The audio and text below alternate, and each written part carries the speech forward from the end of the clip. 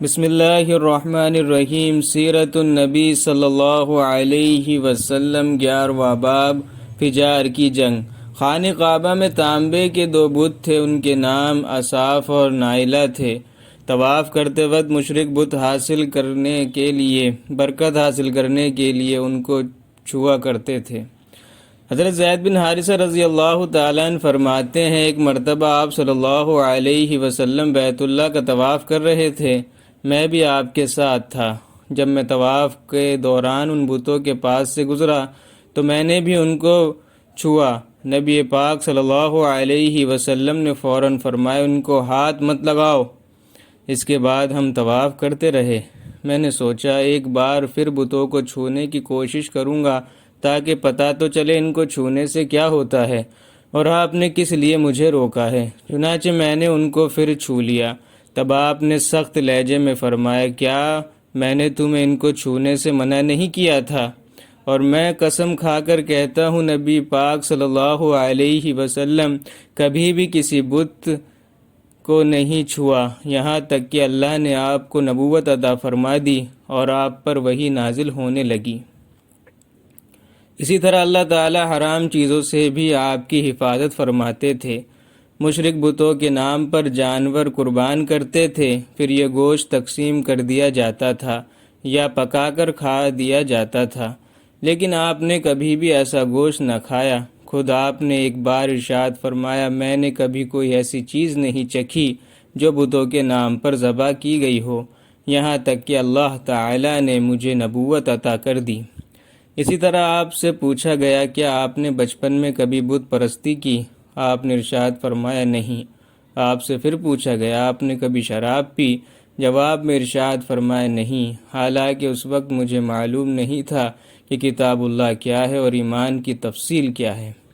آپ صلی اللہ علیہ وسلم کے علاوہ بھی اس زمانے میں کچھ لوگ تھے جو جانوروں کے نام ذبح کیا گیا گوشت نہیں کھاتے تھے اور شراب کو ہاتھ نہیں لگاتے تھے۔ بچپن میں آپ نے بکریاں بھی چرائیں۔ آپ مکہ کے لوگوں کی بکریاں چرایا کرتے تھے۔ معاوضے کے طور پر آپ کو ایک سکہ دیا جاتا تھا۔ آپ فرماتے ہیں، اللہ تعالیٰ نے جتنے نبی بھیجے ان سب نے بکریاں چرانے کا کام کیا۔ میں مکہ والوں کی بکریاں سکے کے بدلے چرایا کرتا تھا۔ مکہ والوں کی بکریوں کے ساتھ آپ اپنے گھر والوں اور رشتہ داروں کی بکریاں بھی چرایا کرتے تھے۔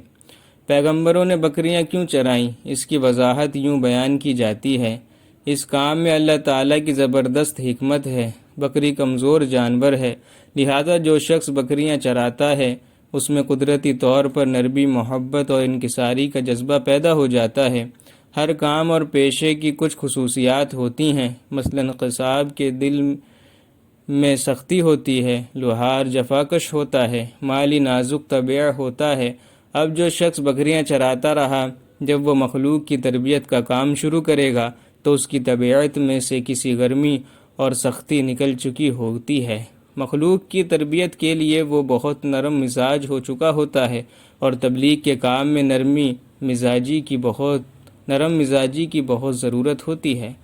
عربوں میں ایک شخص بدر بن معاشر غفاری تھا، جو اوقاس کے میلے میں بیٹھا کرتا تھا، لوگوں کے سامنے اپنی بہادری کے قصے سنایا کرتا تھا، اپنی بڑائیاں بیان کرتا تھا۔ ایک دن اس نے پیر پھیلا کر اور گردن اکڑ کر کہا، میں عربوں میں سے سب سے زیادہ عزت دار ہوں، اور اگر کوئی خیال کرتا ہے کہ وہ زیادہ عزت والا ہے تو تلوار کے زور پر یہ بات ثابت کر دکھائے۔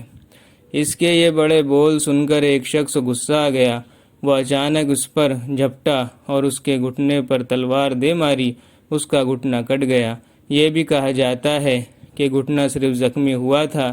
اس پر دونوں کے قبیلے آپس میں لڑ پڑے، ان میں جنگ شروع ہو گئی۔ اس لڑائی کو فجار کی پہلی لڑائی کہا جاتا ہے۔ اس وقت آپ صلی اللہ علیہ وسلم کی عمر 10 سال تھی۔ فجار کی ایک اور لڑائی بنو عامر کی ایک عورت کی وجہ سے ہوئی۔ اس میں بنو عامر بنو کنانہ سے لڑے، کیونکہ کنانہ کے ایک نوجوان نے اس قبیلے کی کسی عورت کو چھیڑا تھا۔ فجار کی تیسری لڑائی بھی بنو عامر اور بنو کنانہ کے درمیان ہوئی۔ یہ لڑائی قرض کی ادائیگی کے سلسلے میں ہوئی۔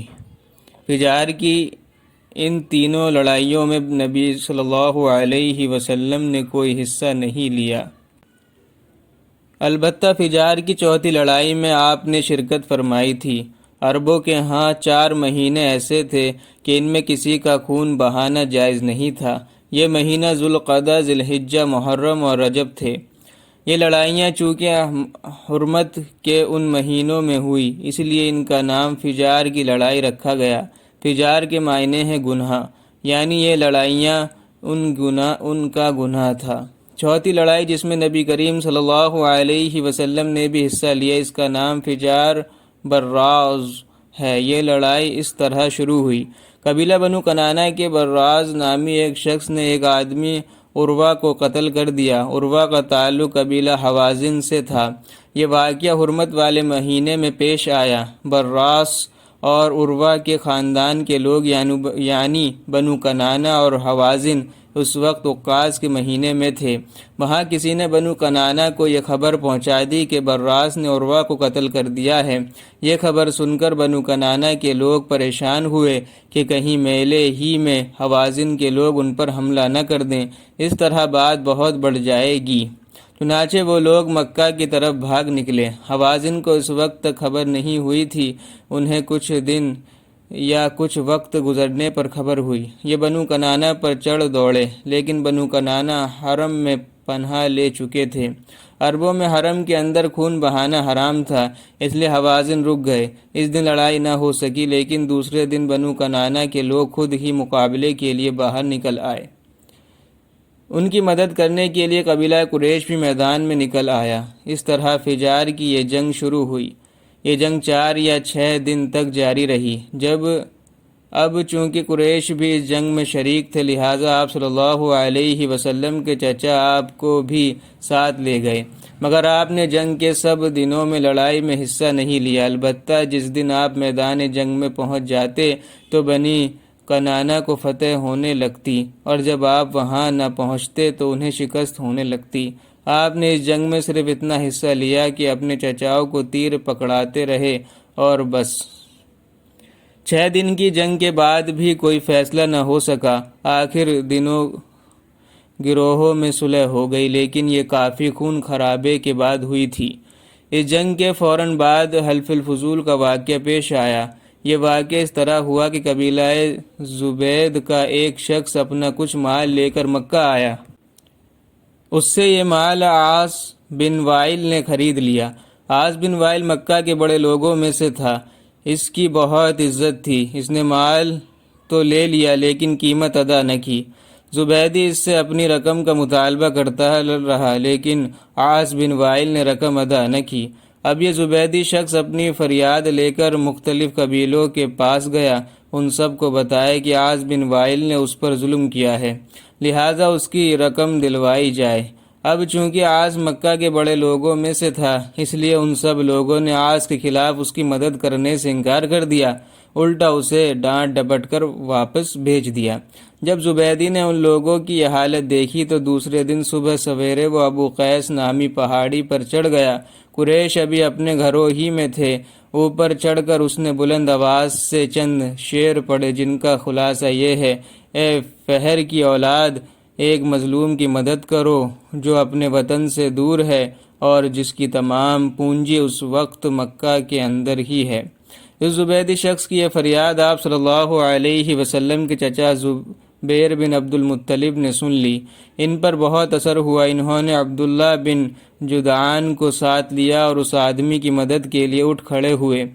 پھر ان کے ساتھ بنو ہاشم، بنو زہرہ اور بنو اسد کے لوگ بھی شامل ہو گئے۔ یہ سب عبداللہ بن جدعان کے گھر جمع ہوئے، یہاں ان سب کو کھانا کھلایا گیا۔